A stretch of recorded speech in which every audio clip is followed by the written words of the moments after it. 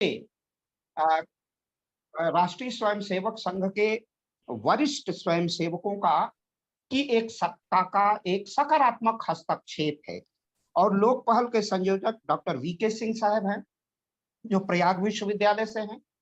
इसमें जो अनन्य और इसके बैकबोन के रूप में काम करते हैं, वो हैं डॉक्टर आलोक चौहान सर, जो मेरठ अ, अभियांत्रिकी कॉलेज के निदेशक हैं। दूसरा इसमें महत्वपूर्ण नाम है डॉक्टर संतोष सिंह जी, जो ये 3 त्रयी हैं, doctor V K Singh ji, doctor आलोक चौहान सर और डॉक्टर संतोष सिंह जी जो काशी हिंदू विश्वविद्यालय के आयुर्विज्ञान संस्थान के वरिष्ठ वैज्ञानिक हैं और भारतीय शिक्षा मंडल के वरिष्ठ उत्तरदायित्व है उनके पास काशी प्रांत का। और इसके संरक्षक मंडल में डॉक्टर नरेंद्र कुमार सिंह गौर, जो भारत के उत्तर प्रदेश सरकार के पूर्व शिक्षा मंत्री रह चुके हैं और रज्जू भैया के सबसे प्रिय शिष्यों में थे। इसी तरह इसके संरक्षक और अध्यक्ष के रूप में अ, अ, डॉक्टर बाबूलाल आर्या सर हैं, जो प्रयाग विश्वविद्यालय के पहले कुल सचिव रह चुके हैं। तो ये हमारे 5 सांस्कृतिक अधिष्ठान है हमारे। पूज्य अवैधनाथ जी, जो हमारा वैचारिक और सांस्कृतिक आधार है। पंडित दीनदयाल उपाध्याय, जो जिन पर आपका वक्तव्य होगा, वो हमारे सांस्कृतिक आधार हैं। लोगों का सकारात्मक हस्तक्षेप है। इसके संयोजक डॉक्टर वीके सिंह साहब हैं, जो प्रयाग विश्वविद्यालय से हैं। अभी आपका मैंने परिचय कराया कि इसके अनन्य है डॉक्टर आलोक चौहान सर, जो मेरठ के इंजीनियरिंग के निदेशक हैं। इसी के साथ इसके अन्य लोगों में है इसके डॉक्टर संतोष सर, इसके दूसरे महत्वपूर्ण स्तंभ के तीसरे महत्वपूर्ण स्तंभ के रूप में है। तो लोकपाल राष्ट्रीय स्वयंसेवक संघ के वरिष्ठ स्वयंसेवकों का एक सकारात्मक हस्तक्षेप है, जो पूज्य योगी आदित्यनाथ जी के लिए कार्य करने वालों का एक एक सदप्रयास है, सदप्रेरणा है। तो इसमें प्रत्येक रविवार से श्रृंखला आयोजित की जाती है और इस रविवार की श्रृंखला में हम अपने वक्ता को आमंत्रित करते हैं, उनका पाठ्य और उद्बोधन प्राप्त करते हैं। और इसी कड़ी में आज के हमारे हमारे मुख्य वक्ता के रूप में हमारे सम्मुख हैं श्रीमान गजेंद्र सिंह जी, जो विजिटिंग फैकल्टी हैं दिल्ली के अरबिंदो कॉलेज में, दिल्ली विश्वविद्यालय नई दिल्ली में। और आपका जो शोध का विषय है, आप संघ परिवार से जुड़े हुए हैं, आप संघ के प्राथमिक वर्ग आपकी से प्रशिक्षित स्वयंसेवक हैं। आपने विद्यार्थी परिषद के रूप में भी कार्यकर्ता के रूप में, उत्तरदायी प्रभारी कार्यकर्ता के रूप में आपने अपना कार्य किया है। और साथ ही साथ आपका जो शोध का विषय है, वह अत्यंत महत्व का है। वह वह है पंडित दीनदयाल उपाध्याय का एकात्म मानववाद। एकात्म मानववाद वर्तमान परिप्रेक्ष्य और संदर्भ में कितना प्रासंगिक है, उसकी उपादेयता लगातार अनवरत क्यों बढ़ रही है। हमारे उत्तर प्रदेश के यशस्वी मुख्यमंत्री पूज्य योगी आदित्यनाथ जी भी पंडित दीनदयाल की उपाध्याय जी की नीतियों को, एकात्म मानववाद की अवधारणा को उत्तर प्रदेश में उसे रूपांतरित करने का प्रयास कर रहे हैं। उत्तर प्रदेश में उसे प्रतिस्थापित करने का प्रयास कर रहे हैं। उत्तर प्रदेश में उसे उसे रूपायित करने का प्रयास कर रहे हैं। उत्तर प्रदेश में उसे प्रवर्तन में लाने का प्रयास कर रहे हैं। और जैसा कि मैंने बताया कि हमारे 5 सांस्कृतिक अधिष्ठान है, वैचारिक आधार है, जिस पर लोकपहल अपना वैचारिक आधार खड़ा करता है, वैचारिक हस्तक्षेप और कार्य करता है। वे हैं पूज्य महंत अवैधनाथ जी, पूज्य अशोक सिंघल जी, पंडित दीनदयाल उपाध्याय जी, मदन मोहन मालवीय जी और पूज्य रज्जू भैया, जो पूज्य राजेंद्र सिंह रज्जू भैया, जो राष्ट्रीय स्वयंसेवक संघ के संघचालक रह चुके हैं। ऐसे सांस्कृतिक अधिष्ठान के आधार पर यह लोकपहल करता है। और इसी की श्रृंखला में आज हम एकात्म मानववाद की दर्शन की उपादेयता विषय पर परिचर्चा के लिए श्रीमान डॉक्टर गजेंद्र सिंह जी को आमंत्रित किए हैं। वो इसके आधिकारिक विद्वान हैं, अध्येता है और साथ ही साथ इनका शोध कार्य भी इसी पर है और पूरा जीवन अपनी जीवन शैली और अपनी वैचारिक एकात्म मानववाद पर अवलंबित करके अपना कर्म करते हैं। ऐसे डॉक्टर गजेंद्र सिंह जी को हमने दोपहर में आमंत्रित करके आज का संवाद, आज का पाठ्य और उद्बोधन प्रारंभ किया है। उद्बोधन का अवसर की उपलब्धता कराई है। एकात्म मानववाद आज के समय में अत्यंत प्रासंगिक हो गया, क्योंकि हमारी जो मुख्य धारा है वो राष्ट्र की है। और पंडित दीनदयाल उपाध्याय कहते हैं कि एक व्यक्ति है, व्यक्ति का अपना परिवार है, परिवार से की एक जाति है, जाति के बाद उसका समाज है उसकी भाषा है, और समाज के बाद जाति के बाद यह सारी श्रृंखला एक सर्पिली आकार में व्यक्ति, परिवार, जाति और अंत में राष्ट्र में जाके समाहित होती है। और राष्ट्र ही सहजीवन, सह अस्तित्व ही हमारा आधार है। सहजीवन, सह अस्तित्व और साहचर्य से राष्ट्र का निर्माण होता है। और पंडित दीनदयाल उपाध्याय इसी में व्यक्ति को एकात्म कर देते हैं कि व्यक्ति, जाति, परिवार, समाज और राष्ट्र जाकर के समाहित होगा राष्ट्र में। जैसे शांति पर्व में भीष्म ने कहा है कि जिस तरह हाथी पांव में आकर सारे जानवरों के पांव समाहित हो जाते हैं, उसी प्रकार पंडित दीनदयाल उपाध्याय ने कहा था कि संपूर्ण विखंडन के मध्य समायोजन का अगर कार्य करेगा तो वो राष्ट्र करेगा। और हमारी एक स्वस्थ परंपरा है कि हम अपने अतिथि का परिचय कराते हैं। और अतिथि परिचय के लिए मैं आमंत्रित कर रहा हूं अपने प्रिय अनुज और बहुत ही तेजस्वी असम से आने वाले भारत माता के वरपुत्र पलाश जी को, कि वो आज गजेंद्र सिंह का पलाश जी। नमस्ते सभी को। डॉक्टर गजेंद्र सिंह जी अपने पढ़ाई दिल्ली यूनिवर्सिटी और जेएनयू से कंप्लीट किया है। वो जेएनयू में विद्यार्थी परिषद का सक्रिय कार्य करता है। उन्होंने संयुक्त सचिव, उपाध्यक्ष और अध्यक्ष के रूप में अपना सेवा दिए है। सर ने 10 से अधिक लेख विभिन्न अखबारों में पब्लिश किया है। सर अपनी पुस्तक बी आर अम्बेडकर और समान नागरिक संहिता, उसको भी सर ने संपादन किया है। और सर अभी वर्तमान समय में अरविंद कॉलेज में अतिथि अध्यापक के रूप में कार्यरत है। और सर मूलतः लखीमपुर खीरी से आते हैं, जो दीनदयाल उपाध्याय जी के कर्मभूमि है। धन्यवाद। बहुत धन्यवाद पलाश जी, आपने संक्षिप्त में डॉक्टर गजेंद्र जी का परिचय पंडित दीनदयाल की उपाध्याय की कर्मभूमि लगी लखीमपुर, बाद में कालांतर वो जौनपुर से चुनाव है, पूरा प्रदेश पूरा राष्ट्रीय उनकी कर्मभूमि है लखीमपुर खीरी, उनका विशेष लगाव रहा है। तो मैं किसी बिना लाभ लपेट के मैं अपने अतिथि को आमंत्रित करता हूं आज को डॉक्टर गजेंद्र सिंह जी को, कि अपना उद्बोधन, अपना पाठ्य लोकपहल के मन से प्रस्तुत करें। डॉक्टर गजेंद्र सिंह जी, गजेंद्र जी अनम्यूट कर लीजिए, गजेंद्र जी अनम्यूट करिए। धन्यवाद, बहुत-बहुत धन्यवाद सर। थैंक यू पालास। आपने मेरा बहुत ही संक्षिप्त में परिचय कराया मुझे। मैं बहुत ही छोटा कार्यकर्ता हूँ और मुझे इस बड़े मंच पर जो मौका मुझे अवसर मिला है उसके लिए मैं बहुत ही कृतज्ञ हूँ, बहुत ही खुशी का अनुभव मुझे हो रहा है। और ये बहुत ही अच्छा समय मुझे लगता है कि जो आप लोगों ने चुना। इस समय लगभग सभी लोग फ्री हो जाते हैं और कुछ नहीं तो ऑनलाइन तो जुड़ ही जाते हैं। मैं लोक पहल का भी बहुत ही दिल से धन्यवाद देता हूँ कि मुझे उन्होंने ये मंच प्रदान किया जिसमें मैं अपने विचारों को प्रस्तुत कर सकता हूँ। तो इसमें मैं ज़्यादा देरी ना करते हुए मैं अपने वक्तव्य पर आता हूँ। जैसे कि हम लोग देखते हैं दीनदयाल उपाध्याय जी 20वीं शताब्दी के एक महान चिंतक रहे, संगठन शास्त्री, शिक्षाविद, राजनीतिज्ञ रहे। ऐसे ही बहुत से समाज सुधारक, राजनीतिक चिंतक विचारक हुए हैं भारत में, जिन्होंने भारत की तमाम समस्याओं को समाधान करने के लिए, उनका निदान करने के लिए समय-समय पर आते रहे और उनका समाधान करने के लिए प्रयास करते रहे, संघर्ष करते रहे। इसमें मदन मोहन मालवीय जी को ले सकते हैं, सावरकर जी को ले सकते हैं, पूज्य सर संघचालक डॉक्टर केशव बलिराम अग्रवाल को ले सकते हैं। और न जाने अपने तमाम समाज सुधारक जिन्होंने समाज में अलग-अलग त्रुटियों को समाप्त करने का, उनका निदान करने का कार्य किया। इन्हीं में से एक आते हैं जो दीनदयाल उपाध्याय हैं। दीनदयाल उपाध्याय भी उन्हीं महान पुरुषों में से एक है। तो मैं उनको नमन करते हुए अपना जो वक्तव्य प्रारंभ करता हूँ। उनकी तमाम शिक्षाएँ हम लोग वर्तमान समय में राजनीतिक विज्ञान के विषय में पढ़ते हैं। इसमें बहुत ही प्रचलित और वर्तमान समय में तो बहुत ही ज़्यादा प्रासंगिक विषय जो हम लोगों के बीच आज भी हम जिसका विषय भी हमने रखा है वर्तमान परिप्रेक्ष्य में एकात्म मानव दर्शन की उपाधि। ये बहुत ही प्रासंगिक विषय और आज हम लोग राजनीतिक विज्ञान में भी पढ़ते हैं। तो उनकी तमाम शिक्षा में से एक है जो एकात्म मानव दर्शन के नाम से प्रचलित है। बहुत सारे लोग इसे एकात्म मानववाद भी कहते हैं, जबकि थोड़ा-सा मैं उनको क्लियर कर दूँ कि हम किसी वाद में विश्वास नहीं रखते। दीनदयाल उपाध्याय जी भी कहा करते थे, हम दर्शन में विश्वास रखते हैं। तो यह मुख्यतः जो मेरा वक्तव्य है ये 2 भागों में मैंने बाँटने की कोशिश की है, जिसमें एक दीनदयाल उपाध्याय जी का व्यक्तिगत जीवन और वो कैसे राजनीति और संघ के संपर्क में आते हैं, उसमें उस परिप्रेक्ष्य में देखने की कोशिश की है। दूसरा उनका चिंतन, दीनदयाल उपाध्याय जी का चिंतन और लेखन जो है। तो 2 तरीके से मैंने इस वक्तव्य को बाँटने की कोशिश करते हुए प्रयास किया है कि आप लोगों को मैं अपने विचार जो है आप लोगों तक पहुँचा पाऊँ। तो हम देखते हैं दीनदयाल उपाध्याय उत्तर प्रदेश की पावन धरती कृष्ण की नगरी मथुरा के नगला चंद्रभान गाँव में पैदा हुए, जिसे आज हम लोग दीनदयाल धाम के नाम से जानते हैं। ये एक पवित्र नगरी है। दीनदयाल उपाध्याय भी धर्म राज्य की कल्पना करते हैं, तो आज हम दीनदयाल धाम के नाम से उसको जाने और दीनदयाल उपाध्याय जहाँ पैदा हुए वो भी एक धर्म नगरी हम कह सकते हैं। तो उस एक साधारण परिवार में दीनदयाल उपाध्याय जी का जन्म हुआ। उनकी माता रामप्यारी जैसा कि हैं, और माता रामप्यारी जी उनके जो पिताजी थे भगवती प्रसाद वो जलेसर करके किसान है राजस्थान में। वहाँ पर जो है ये सहायक स्टेशन मास्टर का कार्य करते हैं। तो देखिए हम बहुत ही साधारण परिवार में दीनदयाल उपाध्याय जी का जन्म हुआ और उनके जीवन में मात्र जब 2.5 वर्ष के थे वहाँ से हम देखते हैं कि उनके बड़े होने तक उनके एक-एक करके उनके परिवार के सदस्य उनके जीवन से चले जाते हैं। जैसे मात्र 2.5 वर्ष के होते हैं तो उनके जो पिताजी हैं उनका स्वर्गवास हो जाता है। और एक 2.5 वर्ष का बालक कितना छोटा बालक होता है और वो अपने माता-पिता में सबसे प्रिय जो बालक होता है उसके पिताजी अगर 2.5 वर्ष की अवस्था में चले जाए छोड़कर तो कितना दुःख होता होगा। ठीक इसी प्रकार हम देखते हैं थोड़े जब वो थोड़े बड़े होते हैं 6 वर्ष के होते हैं तो उनकी माताजी का भी जो है टीबी जो एक बीमारी उसके कारण देहांत हो जाता है। तो मात्र 6 वर्ष की आयु में हम देख रहे हैं कि उनके माता-पिता दोनों जा चुके हैं। 9 वर्ष के होते हैं तो उनके पालक होते हैं नाना जी, उनके नाना जी जो है वो भी उनका भी परलोक सिधार करते हैं। उनके बाद नाना जी जो है चुनीलाल शुक्ल उनका भी देहांत हो जाता है। और जब वो 7वीं कक्षा में पढ़ रहे होते हैं मात्र 15 वर्ष की आयु में उनके मामा जी जो है राधा रमन शुक्ल जो है वो भी चल बसते हैं। और इसी तरह की जो कड़ी में जो छोटा भाई था शिबू जिसको शिबू दयाल और जो बाद में शिव दयाल के नाम से जाना जाते हैं वो भी मात्र जब दीनदयाल उपाध्याय 1934 के आसपास उनके पिता जो छोटा भाई है वो भी छोड़कर चला जाता है। तो ऐसे तमाम हम देख रहे हैं कि दीनदयाल उपाध्याय के जीवन से एक करके उनके प्रिय जो है वो दूर चले जाते हैं। और उसके बावजूद भारत की राजनीति में दीनदयाल उपाध्याय जी एक उच्च शीर्ष पर पहुंचते हैं, एक उच्च स्थान राजनीति में प्राप्त करते हैं। ये अपने आप में एक साधारण व्यक्ति के लिए गर्व की बात तो जरूर होती है, चाहे किसी के लिए हो या ना हो। लेकिन इन विषम परिस्थितियों से निकलकर दीनदयाल उपाध्याय जी इस शीर्ष पर पहुंचते हैं। मुझे तो ये बहुत ज्यादा और मेरे जैसे हजारों लोगों को, लाखों लोगों को जो है प्रेरणा देती है कि एक साधारण परिवार से निकलकर भी कोई व्यक्ति इस शीर्ष पर पहुंच सकता है। दीनदयाल उपाध्याय जी वहां से अपनी जो है यात्रा शुरू करते हैं। उसके बाद वो अपनी जो है हाई स्कूल की परीक्षा क्या नाम है कल्याण के शिखर से बिरला कॉलेज सीकर से अपनी 10वीं की परीक्षा उत्तीर्ण करते हैं। प्रथम श्रेणी में एक विषम परिस्थितियों से निकलते हुए उनकी शिक्षा को देखें तो प्रथम श्रेणी से उत्तीर्ण कर रहे हैं और बहुत ही अच्छे मार्क्स लेकर एक छात्रवृत्ति तक प्राप्त कर रहे हैं। इसी तरह से वो राजस्थान में ही अपनी 12वीं की शिक्षा जो है उसे भी प्रथम श्रेणी में उत्तीर्ण करते हैं और अपनी शिक्षा का आरंभ कर रहे हैं। मतलब एक डेवलपमेंट हो रहा है, उनके विकास हो रहा है, शैक्षणिक जगत में वो आगे बढ़ रहे हैं। और उसके बाद हम देखते हैं कि वो कानपुर चले जाते हैं। कानपुर में जाकर के अपनी बीए की पढ़ाई करते हैं। बीए इंग्लिश में उन्होंने अपनी बीए किया और 1939 में उनकी बीए पूर्ण होती है। वहां से फिर वो एमए की पढ़ाई के लिए चले जाते हैं आगरा के सेंट जॉन्स कॉलेज से दीनदयाल उपाध्याय अपना एमए की पढ़ाई शुरू करते हैं इंग्लिश में। और क्योंकि दीनदयाल उपाध्याय के जीवन में उनके बहुत से जो प्रिय लोग थे एक करके चले जा चुके थे। तो जब वो एमए की पढ़ाई कर रहे थे तो उस बीच उनकी मम्मी बहन जिसे बोलते हैं तो मम्मी बहन के स्वास्थ्य खराब हुआ। तो दीनदयाल उपाध्याय पहले ही अनुभव कर चुके थे क्योंकि उनके जो प्रिय थे वो जा चुके थे करके, तो वो अपनी बहन को भी खोना नहीं चाहते। तो उन्होंने एमए की पढ़ाई छोड़ दी और वो जाकर अपनी बहन की सेवा में विलीन हो गए और जाकर के उसकी सेवा करने लगे, अपनी पढ़ाई पर ध्यान नहीं रखा। तो हम देखते हैं कि बहुत ही छोटा सा जो जीवन है उसमें दीनदयाल उपाध्याय अपनी विषम परिस्थितियों से निकलते हुए अपनी एमए तक की पढ़ाई पूर्ण करते हैं। और जब वो बीए में पढ़ रहे थे वहां से उनका जो है 1937 में जब उनकी बीए की पढ़ाई चल रही थी तो वहां से अपने क्लासमेट है बलवंत महासब्दे जी संघ के संचालक रहे। राजनीति में प्रवेश करते हैं, संघ से परिचय उनका होता है और उन्हीं के माध्यम से अन्य कार्यकर्ताओं से भी मिलते हैं, जिसमें एक बहुत ही बड़ा नाम आज हमारे बीच बहुत ही फेमस नाम है, प्रचलित नाम है नानाजी देशमुख।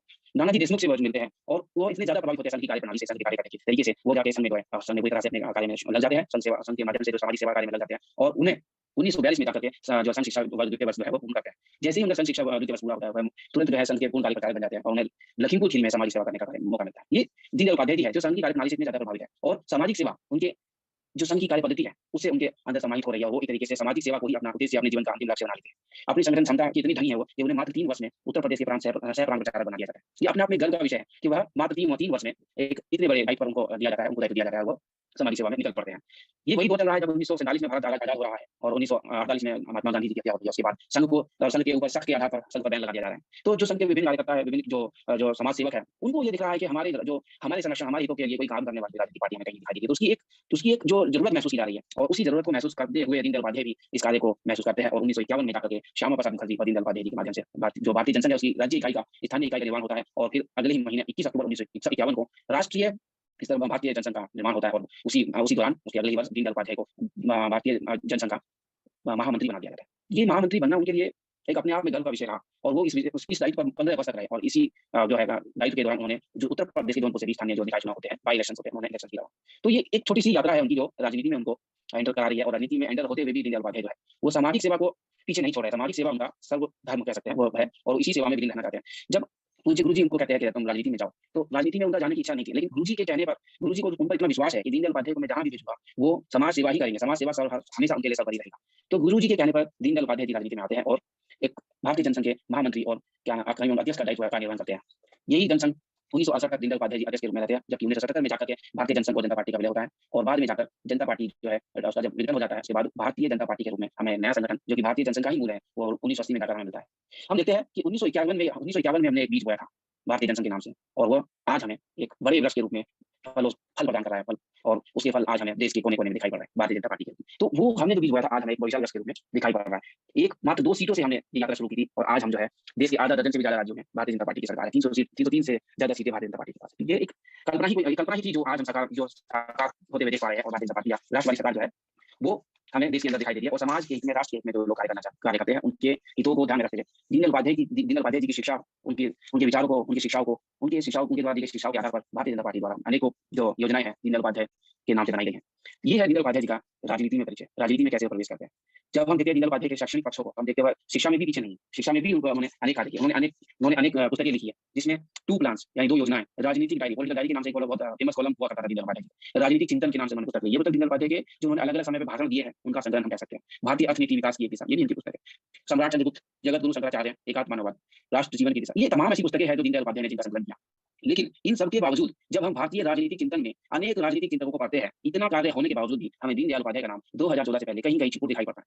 ये अपने आप में एक बहुत बड़ा विषय है कि जिस व्यक्ति ने राजनीति के क्षेत्र में, जिसने पत्रकारिता के क्षेत्र में, जिसने अर्थनीति के क्षेत्र में इतना बड़ा कार्य किया, उसके बावजूद उनका कहीं कोई नाम नहीं, कहीं कोई भारतीय राजनीतिक चिंतन में कहीं उनका कोई नाम नहीं। राजनीतिक चिंतन की हम जब पुस्तकें पढ़ते हैं तो दीनदयाल उपाध्याय हमें उनका नाम कहीं भी नहीं दिखाई पड़ता। लेकिन 2014 के बाद एक बदलाव हमें देखने को मिलता है। आज हम लोग दीनदयाल उपाध्याय जी का नाम, दीनदयाल उपाध्याय शताब्दी वर्ष तक हम लोग देख पा रहे हैं। दीनदयाल उपाध्याय जी के नाम से टिकट, जो डाक टिकट है वो इशू हुए। 1978 में पहला डाक टिकट इशू हुआ, लेकिन जिस व्यक्ति के नाम पर इतना कुछ हुआ उसके बावजूद उस व्यक्ति को एक षड्यंत्र के तहत उस व्यक्ति के नाम को, उस व्यक्ति की शिक्षाओं को दबा दिया जाए, तो हमें जरूर सोचना चाहिए कि ऐसा पीछे क्या कारण रहा हो। ऐसे तमाम दीनदयाल उपाध्याय के कार्य हैं जिनको यदि आज जनमानस के सामने लाया जाए तो शायद जनमानस में ये चेतना आए कि नहीं, हमारा जो राजनीतिक चिंतन है जो रुक गया था वह अब हमें भी आगे बढ़ाने की आवश्यकता है। और दीनदयाल उपाध्याय द्वारा दिया गया जो चिंतन है उसको यदि हम एक आलोचनात्मक तरीके से, एक एनालिटिकल तरीके से देखें तो हम उन्हें राजनीतिक चिंतन में अच्छा पा सकते हैं। स्वामी विवेकानंद, महर्षि अरविंद ने भारतीय ज्ञान परंपरा के माध्यम से भारत के पुनरुत्थान को सपना देखा था। ये सपना ही तो है जिनको दीनदयाल उपाध्याय आगे बढ़ाना चाहते हैं। और दीनदयाल उपाध्याय का जो मेरा दूसरा पक्ष है, जिसमें मेरे वक्तव्य का दूसरा पक्ष है, वह एकात्म मानववाद। एकात्म मानववाद या एकात्म मानव दर्शन, वाद में हम विश्वास नहीं करते, लेकिन क्योंकि ये प्रचलन में आ गया है, लोगों ने इसको प्रचलन में इतना ला दिया है कि वो वाद नहीं हो गया, आम जनमानस वाद ही बोलता है, इसको वाद नहीं जानता है। हमें वाद से बाहर आकर इस पर विचार करना होगा। ये दीनदयाल उपाध्याय जी का दर्शन है, ना कि वाद है। दीनदयाल उपाध्याय का एकात्म मानव दर्शन, जिसका जो मूल है वो है सांस्कृतिक राष्ट्रवाद, जो समाजवाद और व्यक्तिवाद से अलग सोचने की आजादी देता है। एकात्म मानववाद एक वर्ग विहीन, जाति विहीन और संघर्ष मुक्त समाज की कल्पना करता है। ये संभव है क्योंकि हम लोग जो है भारतीय जो है वह सह अस्तित्व की बात, जो अखिलेश त्रिपाठी शुरू में कह रहे थे, सह अस्तित्व की बात हम लोग करते हैं। हम ये विश्वास करते हैं कि इसी देश में साम्यवादी भी रह सकता है, इसी देश में पूंजीवादी भी रह सकता है, इसी देश में बहुलवादी भी रह सकता है। ऐसे लोग, विभिन्न प्रकार की विचारधाराओं को मानने वाले लोग, विभिन्न प्रकार के धर्मों को मानने वाले लोग, हम ये विश्वास करते हैं कि वो एक साथ रह सकते हैं, कोएग्जिस्टेंस बोलते हैं, कोएग्जिस्टेंस कर सकते हैं। और ये नया नहीं है, भारत शुरू से इसको फॉलो करता है। भारत के व्यवहारिक पक्ष में इसको हम देख सकते हैं, रह रहे हैं। लेकिन क्या है, हम लोग जो है केवल 2 विचारधाराओं के बीच में बटकर रह गए, या तो आप हमारे साथ है या फिर आप विरोधी, या तो आप साम्यवादी है या फिर पूंजीवादी। नहीं, दीनदयाल उपाध्याय ने कहा कि ऐसा बिल्कुल नहीं, हमें एक मध्य मार्ग की कल्पना करनी होगी, हमें एक मध्य मार्ग को खोलना होगा। इसी जो मध्य मार्ग है उसका नाम दीनदयाल उपाध्याय कहते हैं एकात्म मानव दर्शन। ये एकात्म मानव दर्शन की नींव 1964 में ही पड़ी थी और 1964 में दीनदयाल उपाध्याय ने इसको प्रस्तुत कर दिया था। और उसके बाद 1965 में दीनदयाल उपाध्याय ने जो अप्रैल 22 से 25 अप्रैल 1965 में 4 जो दिवसीय भाषण उसमें दिए, उसमें दीनदयाल उपाध्याय ने अपने एकात्म मानव दर्शन को विस्तार से बताया। विजयवाड़ा, मुंबई के विजयवाड़ा जो है अधिवेशन में, भारतीय जनसंघ का जो अधिवेशन हुआ उसमें उन्होंने इसको विस्तार से बताया। और दीनदयाल उपाध्याय ने बताया कि भाई एकात्म मानव दर्शन क्या है। वो कहते हैं कि भारत को सुचारू रूप से चलाने के लिए नीति निर्देशक सिद्धांत भारतीय दर्शन के आधार हो सकते हैं। वे पश्चिमी जगत से जन्मे सिद्धांतों के विरुद्ध मानव और समाज को विभाजित करने वाले जो विचारधारा है उनको पसंद नहीं करते। वो नहीं चाहते कि हम किसी साम्यवादी विचारधारा को फॉलो करें या पूंजीवादी विचारधारा। वो कहते हैं कि भारतीय संस्कृति में मानव अस्तित्व के 4 तत्व होते हैं, जिसे हम कहते हैं मन, बुद्धि, शरीर, आत्मा। ये मनुष्य 4 तत्वों से मिलकर बना है। दीनदयाल उपाध्याय जैसा सोचते हैं। आगे जो लोग आए उन्होंने इसमें और भी तत्व जोड़े, जैसे हम मनुष्य के शरीर को देखते हैं, वो 5 पंचतत्व की कल्पना हमारी संस्कृति में विद्यमान है। दीनदयाल उपाध्याय कहते हैं मानव जो है वो 4 तत्वों से मिलकर बना है, मन, शरीर, मन, बुद्धि और आत्मा। इन चारों का जो विकास हो, इन चारों का जो डेवलपमेंट हो, हम उसको 2 भागों में देख सकते हैं, जो कि आज प्रचलित भी है और मानव विज्ञान में तो इसकी कल्पना भी की गई है। मनुष्य का न केवल शारीरिक बल्कि मानसिक विकास भी। तो हम क्यों नहीं इसको इस दृष्टि से देख सकते हैं कि आधुनिक समय में दीनदयाल उपाध्याय का विकास मानव दर्शन, उसको हम मनोवैज्ञानिक दृष्टि से देखें। क्योंकि दीनदयाल उपाध्याय कह रहे हैं मनुष्य का न केवल शारीरिक विकास हमारे महत्वपूर्ण है, बल्कि दीनदयाल उपाध्याय का कहना है कि मनुष्य का मानसिक विकास भी उतना ही महत्वपूर्ण है जितना कि शारीरिक विकास। वो कहते हैं कि भारतीय संस्कृति में 4 मौलिक उद्देश्य हैं, जिसमें धर्म, अर्थ, काम, मोक्ष, इनकी प्राप्ति करनी है, तो हमें इन सभी को ध्यान में रखना होगा कि मनुष्य 4 तत्वों से मिलकर बना है। यही उनका एकात्म मानव दर्शन है, जिसमें वो एकात्मता को ढूंढ रहे हैं। उसमें मनुष्य के मन, बुद्धि, शरीर, आत्मा, इनमें एकात्मता का भाव को खोजने की कोशिश कर रहे हैं। और इसलिए हम अगर रूट्स को जानने की कोशिश करें, तो हम एंशिएंट जो प्राचीन समय में श्री आदिगुरु शंकराचार्य जो धर्म पढ़ते हैं, तो उनकी कल्पना है यूनिटी जो है क्या नाम है, जो आदिगुरु शंकराचार्य का जो सिद्धांत है, वो इंटीग्रल ह्यूमनिज्म और उनका सिद्धांत वो आपस में मिलते हैं। एक ही ईश्वरवाद जो है एक है, मुझ में तुझ में कुछ अलग नहीं, हम दोनों एक है। मुझ में भी वही ईश्वर है जो तुझ में ईश्वर है। तो शंकराचार्य की जो शिक्षा है, शंकराचार्य की जो फिलॉसफी है, शंकराचार्य का जो दर्शन है, उसी से दीनदयाल उपाध्याय प्रभावित है और उसी को ध्यान में रखते हुए एक सैद्धांतिक तरीके से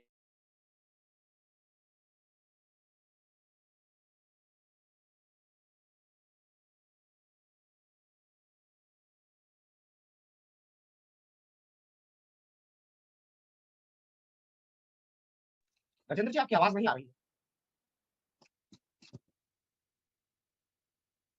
अनम्यूट करिए अपने को, अनम्यूट करिए। आवाज आ रही है आप लोगों को? आपकी मेरी आवाज आ रही है? जी, आ रही है। अब बोलिए, हेलो। बोलिए, कंटिन्यू। जी, आपकी आवाज आ रही है, आप बोलिए। हाँ, हेलो।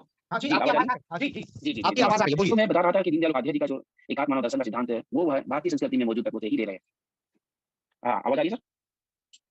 आ रही है, आवाज आ रही है। हेलो? हाँ, आवाज आपकी आ रही है, आपकी आवाज आ रही है। जी, जी।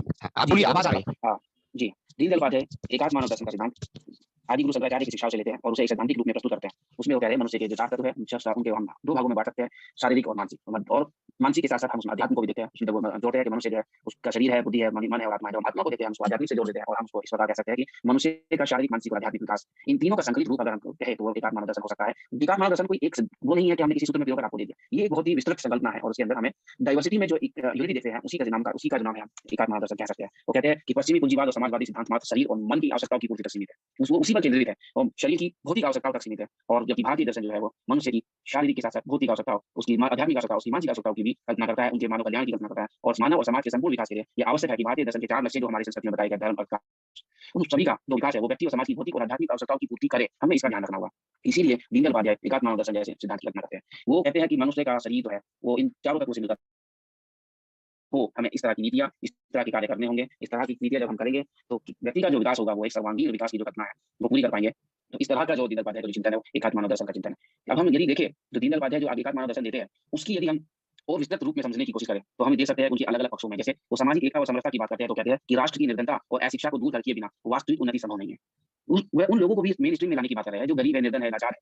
उनको भी मेन स्ट्रीम में लाने की बात कर रहे हैं, उनके भी विकास की बात कर रहे हैं। तभी जो देश का विकास है वो उन्नत विकास होगा, सर्वांगीण विकास होगा। निर्धन और अशिक्षित लोग उनके जो है चिंतन में केंद्र में, उनके चिंतन के केंद्र में। वो गांधी जी के इस विचार से सहमत है कि दरिद्र की सेवा ही नारायण की सेवा है।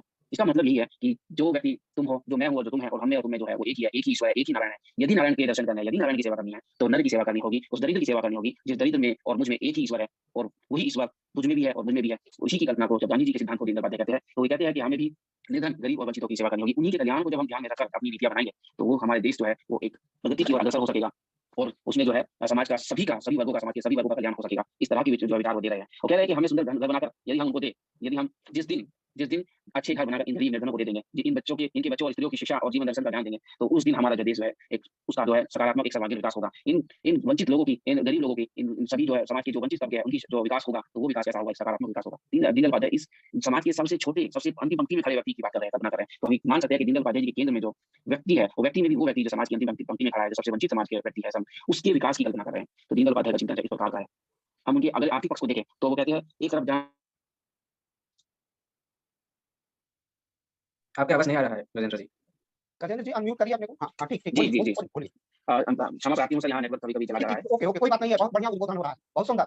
जी, जी, जी, जी, जी। दीनदयाल उपाध्याय के आर्थिक पक्ष को हम देखें, हम ये आर्थिक पक्ष को इसलिए देख रहे हैं कि उनके किसी भी पक्ष को आप उठाकर देखें, उसमें उनका एक एकात्म मानव दर्शन का जो सिद्धांत है, एकात्मता का जो सिद्धांत है, वो हमें दिखाई पड़ता है। उनके आर्थिक विचार को देखें, वो कहते हैं कि एक तरफ शोषण, गरीबी, भुखमरी और दूसरी तरफ एक अर्थतंत्र का एक अधिकार हो। तो ये इस तरह की जो व्यवस्था है, उसमें मनुष्य का संपूर्ण विकास केवल छल है और कुछ नहीं, केवल छल है। क्योंकि एक तरफ तो आप बढ़ती हुई गरीबी है आपके देश में और दूसरी तरफ आपके जो भाई बंधु है, वह भीख मांगने के लिए लाचार है। इस प्रकार का विकास, इस प्रकार का आर्थिक विकास कैसा विकास हो? इस विकास को वह एक आदर्श विकास नहीं मानते। एक आदर्श आर्थिक विकास की कल्पना में उनके ये नहीं है। वो आर्थिक विषमता को समाप्त करने के लिए व्यक्ति के सम्मान और प्रतिष्ठा स्थापित हो, इसके लिए प्रयास करते हैं। वो कहते हैं कि व्यक्ति तुम एक व्यक्ति और दूसरा व्यक्ति समान है, इन दोनों में कोई अंतर नहीं है। सभी व्यक्ति समान है, सभी ईश्वर की संतान है। तो समानता के सिद्धांत को फोकस करते हुए वह ना कोई ऊंचा बड़ा है ना छोटा है, इस प्रकार की शिक्षा जो है दीनदयाल उपाध्याय देते हैं। और उन दोनों में क्या समानता है कि उसमें भी ईश्वर है, मुझमें भी ईश्वर है। एकात्मता का भाव देते हैं। तो ये एकात्मता का भाव ही जो है दीनदयाल उपाध्याय का एकात्म मानव दर्शन है, उसी की रूपरेखा हमें इसमें प्रतीत होती है। इसके अलावा दीनदयाल उपाध्याय जो है पूंजीवादी और समाजवाद या साम्यवाद है, इनकी आलोचना के रूप में अपने एकात्म मानव दर्शन को प्रस्तुत करते हैं। वो कहते हैं कि जहाँ एक तरफ पूंजीवादी जो है केवल पूंजी को ही या पूंजीवादी संस्कृति को ही प्रमोट करता है, दूसरी तरफ साम्यवाद है जो कि एक खूनी विचारधारा है, उसको प्रमोट करता है। जबकि इन दोनों ही विचारधाराओं में जो संघर्ष है, लड़ाई है, मारपीट है, झगड़ा है, जबकि इन दोनों का मध्यम कोई विचार हो सकता है, तो वो एकात्म मानव दर्शन है, दीनदयाल उपाध्याय कहते हैं, क्योंकि यह मध्यम मार्ग की कल्पना करता है। यदि अब हम देखें, जो कि इस वक्तव्य का मुख्य मूल भी है, जो इसमें हम आज उपस्थित हुए हैं, जिसमें उसके एकात्म मानव दर्शन का वर्तमान में क्या प्रासंगिकता है, क्योंकि हम आज आप लोग पढ़ते हैं, हम लोग पढ़ते हैं, तो देखते हैं कि अगर हम ये पढ़ रहे हैं तो क्यों पढ़ रहे हैं, इसके पीछे इसकी वास्तविक महत्व क्या है, वर्तमान समय में इसका क्या महत्व है। तो हम इसको महत्व को अगर देखना हो तो मैं आपको दो तीन चीजें बताना चाहूंगा। उसमें एक राजनीति के क्षेत्र में जहाँ एक तरफ साम्यवादी विचारधारा फेल हो चुकी है, वहीं दूसरी तरफ पूंजीवादी विचारधारा असफल साबित हुई है। 1991 में सोवियत यूनियन के विघटन के बाद साम्यवादी विचारधारा का पतन हुआ और वहीं दूसरी तरफ अमीर और गरीब लोगों, समाज, देशों के मध्य भी आर्थिक असमानता बढ़ी है।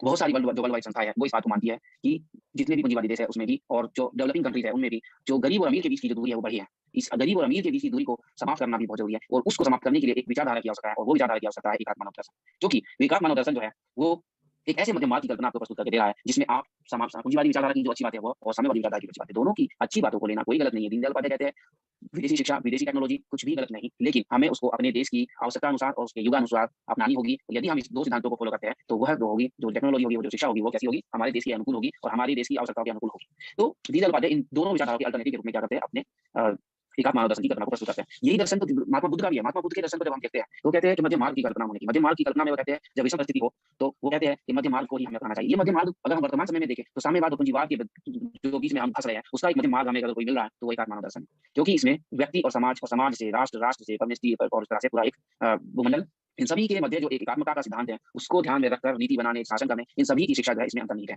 एक और जो है बहुत ही महत्वपूर्ण विषय है जिसके माध्यम से हम कह सकते हैं कि एकात्म मानव दर्शन आज कितना प्रासंगिक है, वो ये आज हम कहते हैं कि देश की एक बहुत बड़ी आबादी मानसिक अवसाद जैसी मानसिक बीमारियों का सामना कर रही है। हमसे विश्व स्वास्थ्य संगठन की जो हालिया रिपोर्ट है उसके अनुसार भारत में दुनिया में सबसे अधिक अवसादग्रस्त लोग पाए जाते हैं। आप ये सोचकर देखिए, भारत जैसे करोड़ जैसे 31 करोड़ जो देश की जनसंख्या है उसमें सबसे ज्यादा अवसादग्रस्त अगर लोग पाए जा रहे हैं तो भारत में पाए जा रहे हैं। इस रिपोर्ट के अनुसार भारत में हर 3 में से 1 व्यक्ति डिप्रेशन का शिकार है। ये WHO की रिपोर्ट है। ये अनुमान लगाया कि देश भर में 30 करोड़ लोग अवसाद का अनुभव करते हैं और किसी समय आत्महत्या की होते हैं। इसका कारण क्या है? इसका कारण यह है कि तत्कालीन समय में केवल मनुष्य की आर्थिक आवश्यकताओं पर ध्यान दिया गया।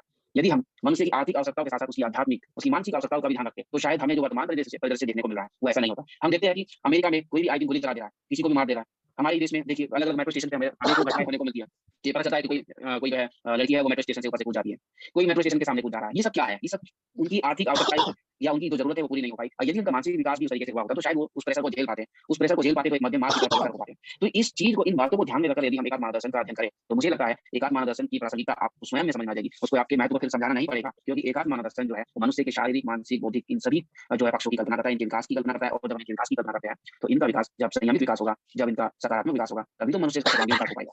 तो इसके अलावा हम देखते हैं भारत के अभी वर्तमान समय में भी हम देख रहे हैं कि भारत में जो शिक्षा नीति अभी आई है बहुत अभी उसमें भी इस तरह के विचारों को लाने की कोशिश की है। दीनदयाल उपाध्याय के विचारों को लाने की कोशिश की गई है। दीनदयाल उपाध्याय के विचार था कि दीनदयाल जो है भारत को यदि जाना है तो भारत के ही विचारों से जाने, भारत की संस्कृति से जाने, भारत के मूल्यों से जाने, और यदि उनको जाना है तो भारत की ही भाषा से भारत को जाना होगा। और उसको बात को ध्यान में रखते हुए आज जो है वर्तमान सरकार जो है एक राष्ट्रीय भाषा हिंदी को प्रमोट करने की कोशिश कर रही है। तो ये एक सकारात्मक कदम कहा जा सकता है, जो कि दीनदयाल उपाध्याय की ही शिक्षा को हम ध्यान में रखकर कह सकते हैं कि इस तरह के कार्य हो रहे हैं। तो ये मैंने अपने वक्तव्य में मुख्य एकात्म मानव दर्शन का महत्व को बताने की कोशिश की है। मैं यहाँ पर अपना बहुत ही संक्षिप्त रूप में अपना वक्तव्य रखा। मैं बहुत बहुत धन्यवाद देना चाहता हूँ आप सभी लोगों का, आप लोग इसमें जुड़े। बाकी मेरा वक्तव्य यही समाप्त होता है। सर डॉक्टर अखिलेश त्रिपाठी बहुत बहुत धन्यवाद डॉक्टर गजेंद्र सिंह जी। आपका संक्षिप्त वक्तव्य नहीं था। इतनी विपरीत परिस्थितियों में मैं एक दूसरे कार्यक्रम से तुरंत निकल के आया था और लोकपहल मेरे जीवन का अनिवार्य और अभिन्न अंग है। मैं प्रत्येक रविवार को इसको संचालित करता हूँ। यह हमारे कर्ता मुखिया डॉक्टर वीके सिंह, डॉक्टर आलोक चौहान और डॉक्टर संतोष सिंह जी का अनन्य निर्देश होता है, उनका स्नेह और उनका आशीर्वाद भी होता है। तो मुझे हर हाल में पूज्य योगी आदित्यनाथ जी पर की नीतियों को जन जन तक पहुंचाने के लिए और उस हमारे लोकपहल का जो वैचारिक आधार है वो पंडित दीनदयाल उपाध्याय है। आज आपने संक्षिप्त नहीं बहुत ही सुंदर वक्तव्य प्रस्तुत किया, क्योंकि पंडित दीनदयाल उपाध्याय जी को समझना आज भी एक दुष्कर कृत्य है। और मुझे आज के आपके वक्तव्य की जो सबसे महत्वपूर्ण विशेषता लगी, व्यक्ति छोटा होता है, बड़ा होता है, वह उसका एक अलग पक्ष है, लेकिन मन से और विचार से जिसमें सरलता, सहजता, बोधगम्यता होती है, वही सबसे बड़ा होता है। वह व्यक्तित्व बड़ा है, वो मन बड़ा है, वो हृदय बड़ा है, वो व्यक्ति बड़ा है।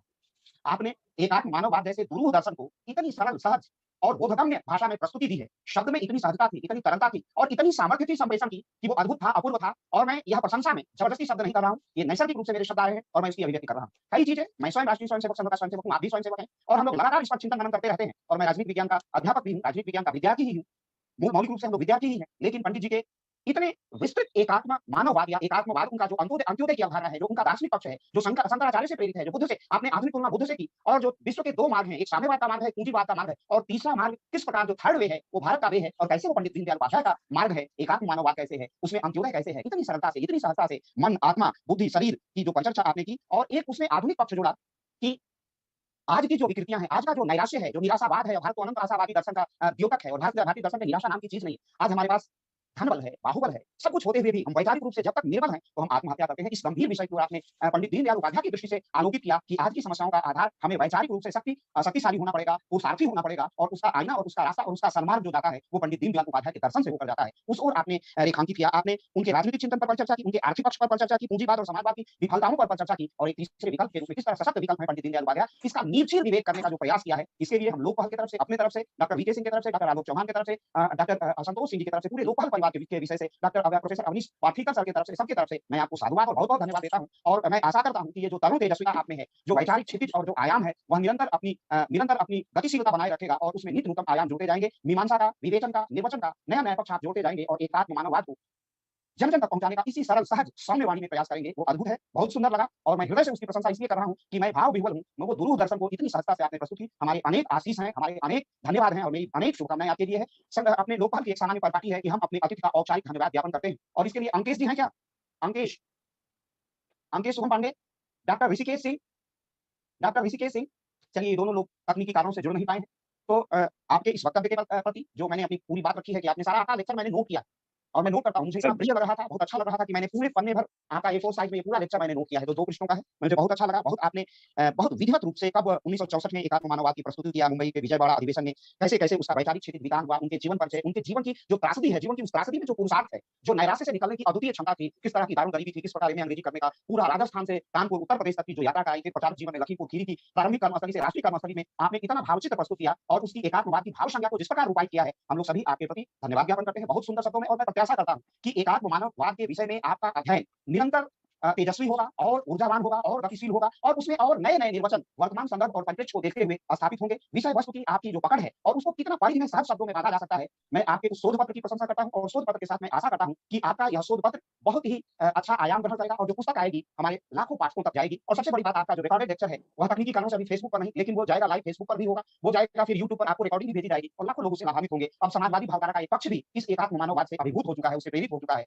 एक हमारे उत्तर प्रदेश के पूर्वी क्षेत्र में पार्टी है जो अभी सपा के साथ गठबंधन करके चुनाव लड़ी थी, जिसको हम सुहलदेव भारतीय समाज पार्टी कहते हैं। अब उसके अगुवा बार-बार पंडित जी का नाम लेके और कहते हैं कि एकात्म मानववाद में जो रहस्य है, जो सहजता है, जाति के धर्म के बंधनों को तोड़ने की सामर्थ्य है और राष्ट्र से एकीकृत करने की जो उसमें आकांक्षा है, लोक मंगल की जो आकांक्षा है, वह अद्भुत है और अद्वितीय है। वह आप जैसे साधकों से ही सहजता के साथ निचले पादान के व्यक्तियों तक एकात्म मानववाद पहुंचेगा, जिसके अभिकेंद्र में समाज का सबसे आखिरी पादान का आखिरी व्यक्ति था। अंत से उदय की जो परिकल्पना की थी, आपने बड़े सहज ढंग से बहुत ही अच्छे और सारगर्भित रूप में प्रस्तुत किया है। आपका वक्तव्य छोटा नहीं था, बहुत विस्तृत था और बहुत बोध कराने वाला था। तो पूरा लोकपहल परिवार और सारे मैं अपने उत्तरदायी कार्यकर्ताओं की तरफ से मैं आपका बहुत-बहुत अभिनंदन करता हूँ और बहुत-बहुत धन्यवाद ज्ञापित करता हूँ। आप निरंतर प्रगति के पथ पर अग्रसर होते रहें, यही लोकपहल आपसे कामना भी करता है। बहुत-बहुत आभार, बहुत-बहुत धन्यवाद। बहुत-बहुत धन्यवाद सर। आप सभी का धन्यवाद जो आप लोग जुड़े और मुझे मंच प्रदान किया। धन्यवाद लोकपहल का, अखिलेश अरे तिवारी सर का आप और लोकपहल के सभी लिए लोकपहल की पूरी टीम का बहुत-बहुत धन्यवाद। बहुत-बहुत आभार। आपका ये बड़पन है, लोकपहल परिवार के आप अभिन्न अंग हैं। यह तो जी, पलाश जी, जैसे सेतु हैं जो हमको ऐसे-ऐसे बहुत-बहुत धन्यवाद। अभिनव और बड़े अनन्य लोगों से हमसे जुड़ करके मित्रता का एक नया आयाम प्रस्तुत कर देते हैं। तो ऐसे पलाश के प्रति भी बहुत अभिनंदन, बहुत स्वागत, बहुत धन्यवाद और इस आभासी मंच को प्रदान करने वाले श्री आयुष जी का भी बहुत-बहुत मैं अभिनंदन और स्वागत करता हूँ। Doctor Alok ji, Chauhan sir, doctor V K Singh साहब, डॉक्टर संतोष सिंह सर, सभी का मैं बहुत-बहुत अभिनंदन और स्वागत करता हूँ, जिनके अभिनव प्रयासों से, उत्कट प्रयासों से ऐसे विचार लाखों लोगों तक जाते हैं। इसी के साथ मैं आज के कार्यक्रम के समापन की घोषणा करता हूँ। आयुष जी और श्रीमान डॉक्टर गजेंद्र सिंह जी, आप भी लेफ्ट कर सकते हैं। आपने बहुत अपना कीमती समय